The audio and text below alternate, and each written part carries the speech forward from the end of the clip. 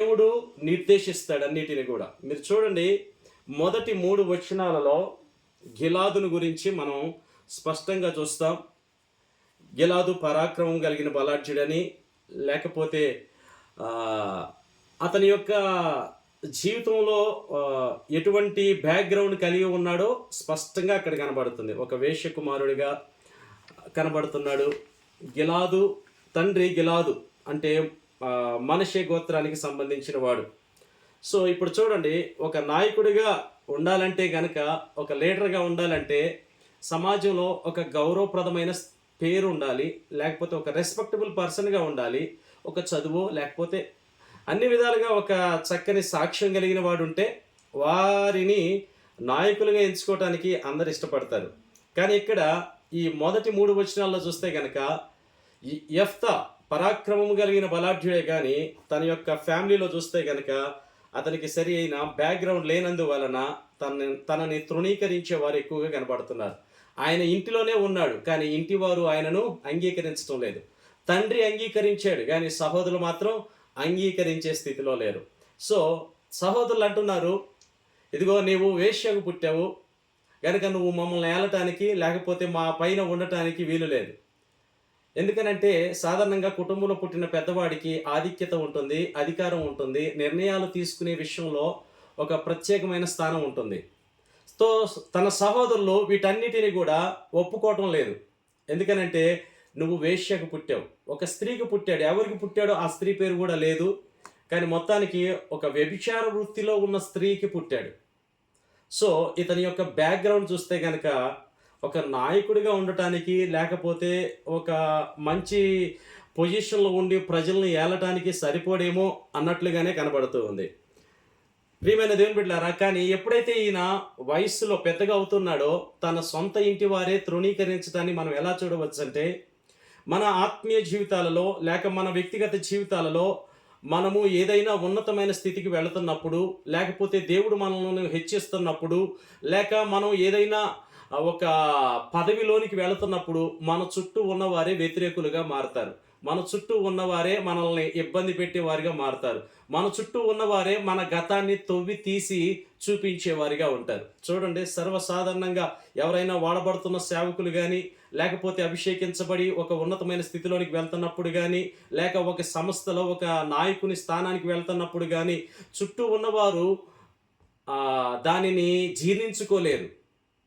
సాధారణంగా వారిని వ్యతిరేకించటం కానీ, వారి లోపాలు వెతకటం కానీ జరుగుతూ ఉంటుంది.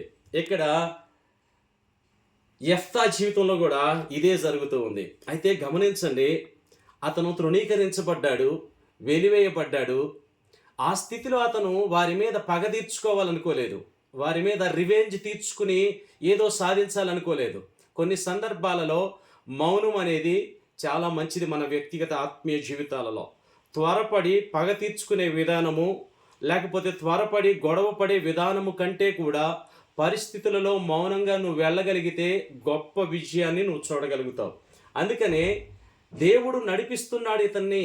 దేవుడు యెఫ్తా వెనకాల ఉండి తన మార్గాన్ని నిర్దేశిస్తున్నాడు అనటానికి బలమైన వాక్యాలు మనం చూస్తే గనక మీరు చూడండి, అతను అక్కడి నుండి బయలుదేరి ఎక్కడికి వెళ్ళాడు? టోబు దేశానికి వెళ్ళాడు. టోబు అనగా మంచి ప్రదేశం, a good land, beautiful and pleasant, అంటే ఆహ్లాదకరమైనది, అందమైన ప్రదేశానికి తీసుకువెళ్ళాడు. చూడండి, తన చుట్టూ ఉన్నవారు తనని వ్యతిరేకిస్తున్నా, తృణీకరిస్తున్నా, అవమానాల పాలై సిగ్గుతో తల ఉంచుకునే పరిస్థితులు వచ్చినప్పటికీ దేవుడు అతన్ని ఎక్కడికి నడిపించాడు? God has led to the land of Tob. Tob అంటే మంచి ప్రదేశం. అంటే దేవుడు ఎక్కడికి నడిపిస్తున్నాడు? మంచి స్థలానికి నడిపిస్తున్నాడు, మంచి ప్రదేశానికి నడిపిస్తూ ఉన్నాడు. చూడండి, నీ జీవితంలో అవమానాలు లేకపోతే నిందలు అనేకమైనవి నిన్ను చుట్టుకున్నప్పుడు గమనించు, దేవుడు నిన్ను నడిపిస్తున్నాడు, నీ మార్గాన్ని నిర్దేశిస్తున్నాడు. నీ ఉన్న స్థితి కంటే కూడా, నీ ఉన్న స్థలము కంటే కూడా దేవుడు నిన్ను ఒక మంచి ప్రదేశానికి నిన్ను నడిపిస్తున్నాడు అన్న విషయాన్ని మర్చిపోకూడదు. ఆ ప్రాంతానికి వెళ్ళిన అతను అక్కడ కొంతమంది చేరారు. ఎవరయ్యా అంటే, మనం అక్కడ చూస్తే కనుక కొంతమంది పనికి మాలిన వారు అనే మాట రాయబడి ఉంది, అల్లరి జనం అని రాయబడి ఉంది. కాకపోతే వారు నిజానికి అల్లరి జనము కంటే కూడా అడ్వెంచరస్ గ్రూప్, అంటే సాహసికులు.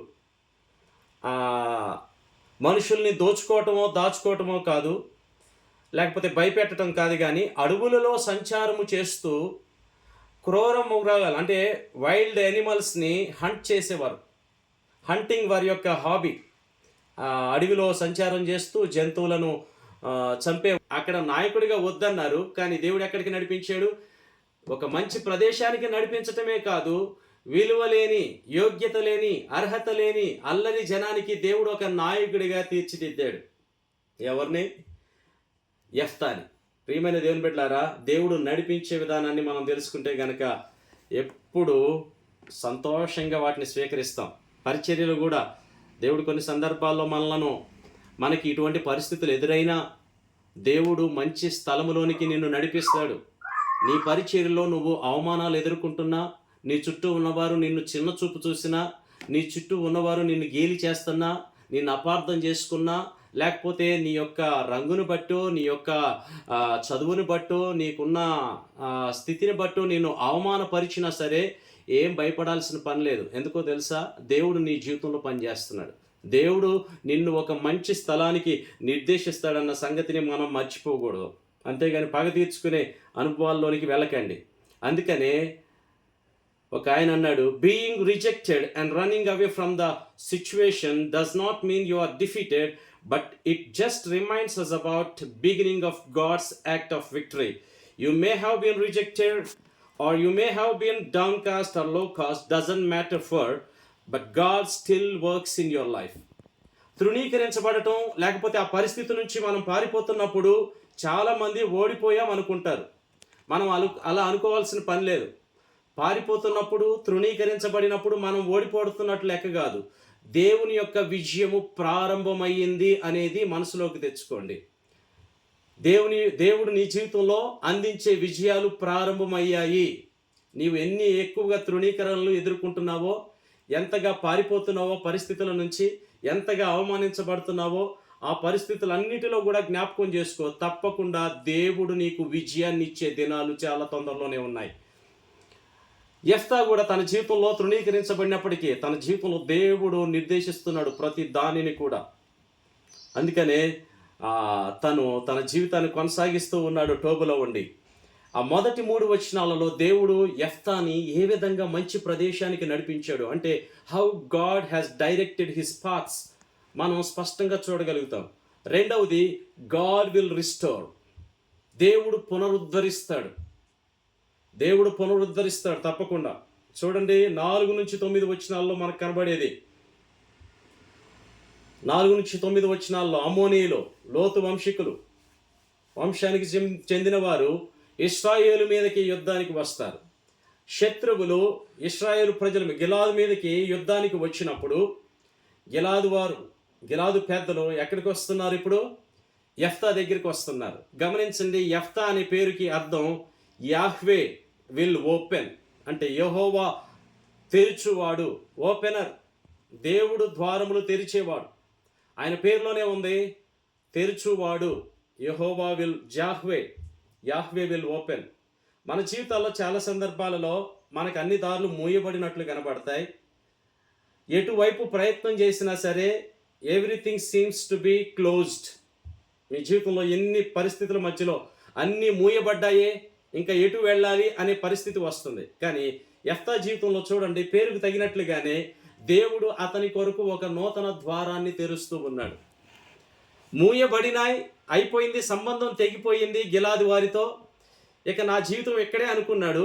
కానీ దేవుడు అద్భుత రీతిగా గిలాదు పెద్దల్ని ఎక్కడికి పంపిస్తున్నాడు? యెఫ్తాకి పంపిస్తున్నాడు. ఈరోజు నీ జీవితంలో ఏమి చేయాలో అర్థం కాకపోవచ్చు, నువ్వు ఎటు వెళ్ళాలో అర్థం కాకపోవచ్చు, నా జీవితం ఏంటి, నా పరిస్థితి ఏంటి అనుకోవచ్చు. కానీ గమనించు, దేవుడు నీ కొరకు ఒక ద్వారాన్ని తెరుస్తూ ఉన్నాడు. God is opening a new door for you, for your ministry, for your studies, for your provision, for anything else. సమస్తమైన వాటి కోసం దేవుడు నీ కొరకు ఒక ద్వారాన్ని తెరుస్తూ ఉన్నాడు. అందుకనే ఎవరైతే ఒకప్పుడు ఆయనను తృణీకరించారో, ఎవరైతే అతనితో విభేదించారో, ఎవరైతే అతన్ని నాయకుడిగా ఉండకూడదని కోరుకున్నారో వారే ఈసారి ఎక్కడికి వచ్చారు? అయ్యా యెఫ్తా, ఇప్పుడు మాకు నువ్వు కావాలి, నీ వైపు మేము తిరిగాం, దయచేసి నువ్వు మాతో వస్తే అమ్మోనీయుల మీద యుద్ధం మనం చేయొచ్చు, శత్రువును ఓడించవచ్చు, నువ్వు మాకు నాయకుడిగా ఉండని చెప్పి వారు ఎంతో, నేను అనుకుంటాను వారు ఎంతో రిపెంటెంట్ హార్ట్తో, అయ్యో ఒకప్పుడు మనం యెఫ్తాని మనం చాలా చిన్న చూపు చూసాము, చాలా తృణీకరించాము, అతడు వెళ్ళిపోవటానికి కారణం మనమే కదా అనుకుని తగ్గించుకున్నారు. పెద్దలైనప్పటికీ తగ్గించుకున్నారు. ఈరోజు చాలా సందర్భాల్లో ఆ మనసు రాదు చాలామందికి. కష్టాలు పడటానికైనా కష్టాలు పడతారు, శత్రువు చేత బాధించబడటానికైనా బాధించబడతారు, కానీ ఆ రిపెంటెంట్ హంబుల్ హార్ట్ అనేది చాలా మందిలో రాదు. కానీ ఈ పెద్దల్లో ఆ హార్ట్ వచ్చింది, ఆ హృదయం వచ్చింది కనుక వారు బయలుదేరి ఎక్కడికి వెళ్ళారు? యెఫ్తా దగ్గరికి వెళ్ళారు. ఇప్పుడు యెఫ్తా చేయవలసిన పని ఏంటి? He can take revenge, he can look them down అనుకోవచ్చు. ఇప్పుడు నా అవసరం మీకు వచ్చింది, అప్పుడు నన్ను ఎలా అన్నారు కదా, అప్పుడు ఇన్ని మాటలు అంటారా అని చెప్పేసి వారి మీద అవహేళనతో కూడిన మాటలు మాట్లాడవచ్చు, వారిని చిన్న చూపు చూడవచ్చు, వారిని తక్కువగా చేసి చూడవచ్చు.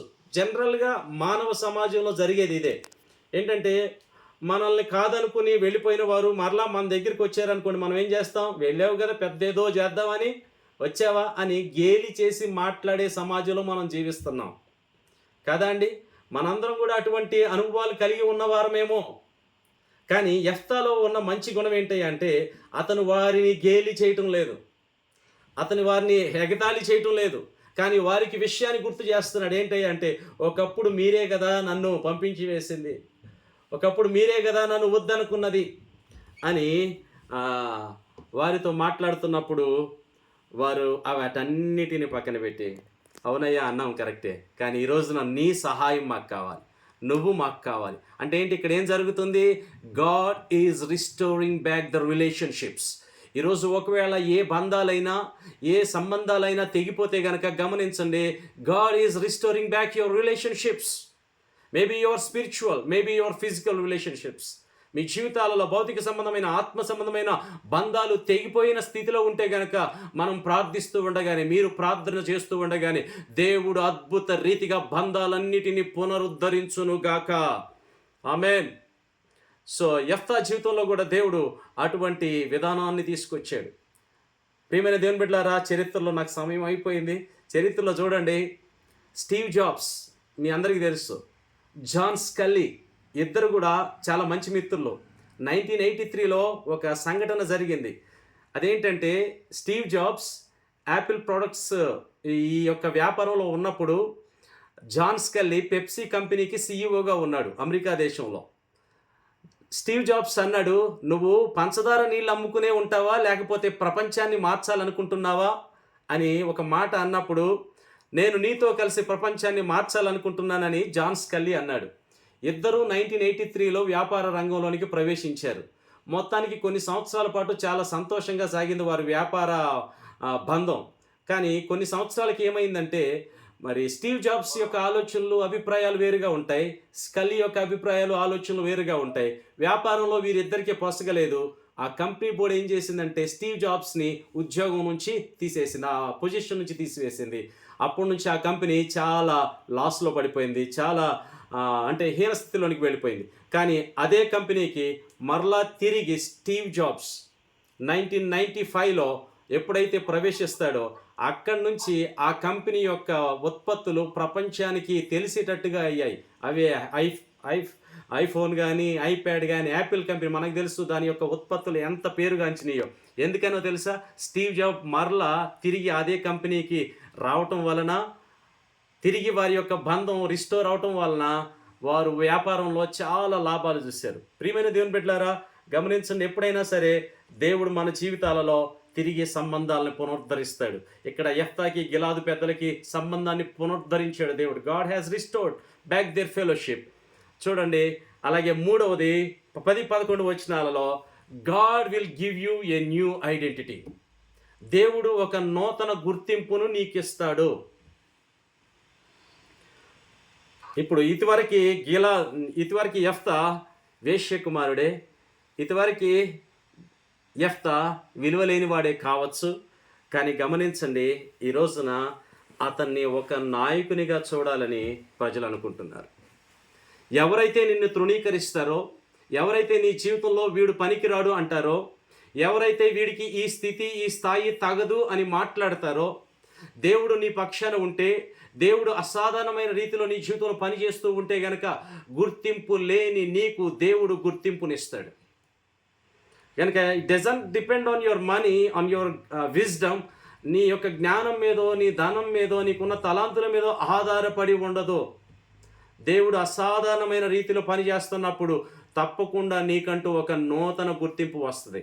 ఒకప్పుడు నువ్వేంటి, వీడు పనికిరాని వాడండి, ఒకప్పుడేంటి వీడు త్రాగుబోతు, ఒకప్పుడేంటి వీడికి బుద్ధి లేదు, ఒకప్పుడేంటి ఒకప్పుడేంటి ఇతనా అని తేలికగా మాట్లాడేవారు నీ చుట్టూ చాలామంది ఉండుంటారు. నిన్ను చిన్న చూపు చూసిన వారు చాలామంది ఉండుంటారు.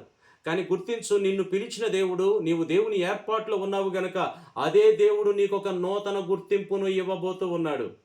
యెఫ్తాకి దేవుడు ఒక నూతన గుర్తింపునిచ్చాడు. అదేంటిదయ్యా అంటే, he has to become the leader. అర్థమవుతుందండి? ఒకప్పుడు అందరూ తృణీకరించారు, కానీ ఇప్పుడు అందరూ అంగీకరించాలి. ఒకప్పుడు వద్దన్నారు, ఇప్పుడు నువ్వే నాయకుడు అంటున్నారు. ఒకప్పుడు తలుపులు మూసేశారు, ఇప్పుడు తలుపులు తెరిచారు. ఒకప్పుడు అవమానించారు, ఇప్పుడు గణపరచాలనుకుంటున్నారు. ఎక్కడి నుంచి వస్తుంది ఈ నూతన గుర్తింపు? నా దేవుడు ఇస్తాడు, మన దేవుడు ఇస్తాడు. నువ్వు ఒకవేళ నమ్మగలిగితే కనుక ఈరోజు నా దేవుడు తప్పకుండా నీ జీవితంలో అటువంటి నూతన గుర్తింపుని ఇవ్వటానికి దేవుడు సిద్ధంగా ఉన్నాడు. ప్రియమైన దేవుని బిడ్డలారా గమనించండి, యెఫ్తా జీవితంలో తృణీకరించిన వారే తిరిగి వచ్చి, అయ్యా మా మీద నువ్వు నాయకుడిగా ఉండాలనుకున్నప్పుడు యెఫ్తా ఏం చేశాడో తెలుసా? గర్వించలా, దేవుని దగ్గరికి వెళ్ళాడు, దేవుణ్ణి సాక్షిగా పెట్టుకున్నాడు, దేవుణ్ణి గణపరచాలనుకున్నాడు. ఎక్కడికి వెళ్ళాడైనా? మిస్పాకు వెళ్ళాను. అక్కడ ఏం చేశాడు? యెహోవా సన్నిధిని తన సంగతి అంతయు వినిపించాడు. మిస్బా ఈ ప్రాంతం మనకి ఆది కాండంలో కనబడుతుంది, 31వ అధ్యాయంలో అనుకుంటాను. లాబాను యాకోబు ఇద్దరు కలిసినప్పుడు ఒక నిబంధన చేసుకుంటారు. దీనికి యెహోవాయే సాక్షి. ఇద్దరి మధ్యలో ఒక ఒడంబడిక జరుగుతుంది. సో దేవుడు కనిపెడుతూ ఉంటాడు, అంటే దేవునికి అప్పగించాడు ప్రతిదీ కూడా. ఈ విషయంలో మనం గమనిస్తే కనుక ప్రియమైన దేవుని బిడ్డలారా, యెఫ్తా దీవించబడినవాడు. యెఫ్తా ఒక ఆధిక్యతను పొందుకున్నాడు. ఈ రోజున నీ జీవితంలో ఒకవేళ అటువంటి స్థితిలో ఉంటే కనుక, నీ పరిచర్యలో కావచ్చు, నీ ఇంటిలో కావచ్చు, నీ సమాజంలో కావచ్చు, నీకు విలువ లేకపోవచ్చు, నీకు గుర్తింపు లేకపోవచ్చు. గమనించు, నా దేవుని పైన నువ్వు ఆధారపడితే కనుక తప్పకుండా దేవుడు నీకు ఒక గుర్తింపుని ఇస్తాడు. నిన్ను అధికారిగా చేస్తాడు, నిన్ను నాయకుడిగా చేస్తారు. ఎవరైతే నీవు నాయకుడిగా ఫిట్ కావు అంటారో వారే నిన్ను నాయకులుగా ఎంచుకునే స్థితిని నా ప్రభు తీసుకొస్తాడు. మీరు చూడండి, బైబిల్ గ్రంథంలో ఒకసారి చూస్తే కనుక యేసు ప్రభు జీవితాన్ని చూడండి. ఆయన నిషేధించబడిన వాడిగా ఉన్నాడు, సొంత ప్రజల చేత, సొంత కుటుంబీకుల చేత. మరి అయినప్పటికీ ఆయన నిషేధించబడిన రాయి తలకు మూలరాయి. ఆయన ప్రముఖమైన స్థాయిలో ఉన్నాడు. ఈ రోజున నువ్వు నిషేధించబడవచ్చు, ఈ రోజున నీవు తృణీకరించబడవచ్చు, అవమానపరచబడవచ్చు, అందరూ నిన్ను గేలి చేయవచ్చు. కానీ నీకంటూ ఒక కృప అనుగ్రహించబడుతుంది. అదేంటి అంటే, దేవుడు నిన్నే ప్రముఖమైన స్థానంలో నిలబెట్టబోతూ ఉన్నాడు. హల్లెలూయా. చివరిగా మనందరికీ తెలుసు, చరిత్రలో జరిగిన మహాత్మా గాంధీ స్టోరీ. ఆయన సౌత్ ఆఫ్రికా దేశంలో ఉండి న్యాయాధిపతిగా పనిచేస్తున్నప్పుడు, జాతి వివక్షకు వ్యతిరేకంగా పోరాటం చేస్తున్నప్పుడు, ట్రైన్లో ప్రయాణం చేస్తున్నప్పుడు, ఆయన దగ్గర టికెట్ ఉన్నప్పటికీ ట్రైన్లో నుంచి అతన్ని త్రోసివేశారు. వాటన్నిటిని భరించాడు. 21 సంవత్సరాలు ఆ దేశంలో ఉన్నాడు.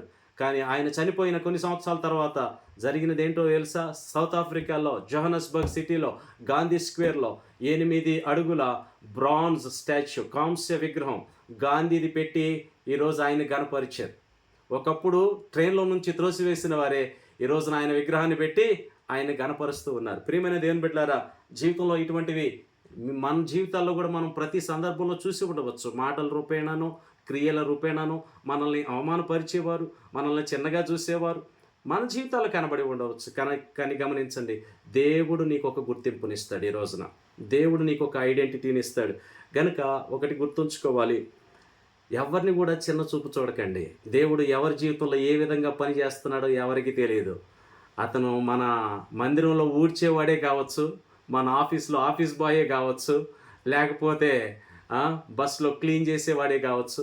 ఏ స్థితిలో ఉన్నారో మనకు తెలియదు. కానీ వాడు చిన్న స్థితిని బట్టి ఎప్పుడు కూడా మనం తక్కువగా చూడకూడదు. హూ నోస్, దేవుడు ఎవరి జీవితాల్లో ఎలా పని చేస్తాడో, ఎవరిని నాయకుడిగా చేస్తాడో ఎవరికి తెలియదు. కనుక అందరినీ గణపరచడం, అందరినీ గౌరవించడం నేర్చుకుంటే అది మన వ్యక్తిగత జీవితాలకు ఎంతో మేలును చేకూరుస్తుంది. కనుక ప్రియమైన దేవుని బిడ్డలారా, నేను ప్రభునందు మిమ్మల్ని బలపరుస్తూ ఉన్నాను.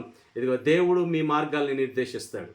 అందరిలాగా మీతో మాట్లాడకపోవచ్చు, కానీ మీ జీవితంలో తప్పకుండా ఆయన అసాధారణమైన రీతిలో పనిచేస్తున్నాడు. దేవుడు మిమ్మల్ని మీ మార్గాన్ని నిర్దేశిస్తాడు ఈ ఉదయకాలమున. రెండవది, తెగిపోయిన ప్రతి బంధాన్ని దేవుడు పునరుద్ధరిస్తాడు. ప్రార్థన చేయండి. మూడవది, దేవుడు నీకంటూ ఒక నూతన గుర్తింపును ఇస్తాడు. ఆ క్రమంలో మనం చేయవలసింది ఏంటో తెలుసా? మనం తృణీకరించబడినప్పుడు what will we do when we are expelled out of shame? అవమానంతో మనం తృణీకరించబడినప్పుడు మనం ఏం చేస్తున్నాం?